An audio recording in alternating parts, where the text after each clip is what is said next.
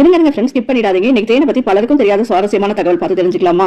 Original தேனா இருந்தா எப்பயுமே கிடவே கிடாதுங்க. 1000 ஆண்டுகளுக்கு முன்பு எகிப்துல கிடைத்த தேனை கூட இப்ப சாப்பிடலாங்க. தேனை வந்து ஃப்ரிட்ஜ்ல வச்சு ஸ்டோர் பண்ணக்கூடாதுங்க. ஃப்ரிட்ஜ்ல வச்சா தேன் வந்து கட்டியா மாறிடும். இதை வந்து ரூம் டெம்பரேச்சர்ல வச்சு மெயின்டைன் பண்றது நல்லா இருக்குங்க. தேன் பாத்தீங்கன்னா தேனோட வாமிட் சொன்னா உங்களுக்கு ஆச்சரியமா இருக்குல்ல? ஆமாங்க, மலர்கள் இருக்க தேனை சேகரிச்சு தன்னோட உடல்ல செயல்முறை செஞ்சதாக தேனா மாத்துது. ஒரு ஸ்பூன் தேன் வந்து பல தேனீகளோட உழைப்புங்க. ஒரு தேனி தன்னோட வாழ்நாள்ல சுமார் 1.5 ஸ்பூன் மட்டும் தாங்க தேனை வந்து உற்பத்தி செய்ய முடியுது. தேன் வந்து இயற்கையாகவே பொருட்களை பாதுகாக்கக்கூடிய ஒரு பொருளுங்க. இதுல பாக்டீரியா வளர முடியாது. அதனாலதான் இதுக்கு வந்து எக்ஸ்பைரி டேட்டே கிடையாதுங்க. ஒரு வயதுக்கு கீழ இருக்க குழந்தைங்களுக்கு வந்து தேன் கொடுக்க கூடாதுங்க. சர்க்கரையை விட தேன் சிறந்தது. தேன்ல வந்து ஆன்டி ஆக்சிடென்ட்கள், என்சைம்கள் இருக்குங்க. இது ஒரு இயற்கை இனிப்பு பொருளுங்க. காயங்களுக்கு தேன் பயன்படுத்தப்பட்டதுன்னு சொன்னா உங்களுக்கு ஆச்சரியமா இருக்கு இல்லங்க? ஆமாங்க, பழங்காலத்துல வந்து காயங்கள் மேல தேனை தடவி ட்ரெஸ்ஸிங் பண்றது வழக்கமா இருந்துச்சுங்க. இப்ப சந்தைகள் எல்லாம் பாத்தீங்கன்னா அதிகமா போலி தேன் தாங்க கிடைக்குது. சுத்தமான தேன் தண்ணீர்ல உடனே கரையவே கரையாதுங்க. குளிர்காலத்துல உயிர் வாழ்றதுக்கு தேனீகளுக்கு தேன் ரொம்பவே அவசியமா தேவைப்படுதுங்க. பிளாக் கலர்ல இருக்க கருநிற தேன் தாங்க அதிக சத்துக்கள் கொண்டது. இந்த தேன்ல ஆன்டி ஆக்சிடென்ட்கள் அதிகமா இருக்குங்க. தேனுக்கு எக்ஸ்பைரி டேட்ன்றது ஒரு வியாபார நோக்கம் தாங்க.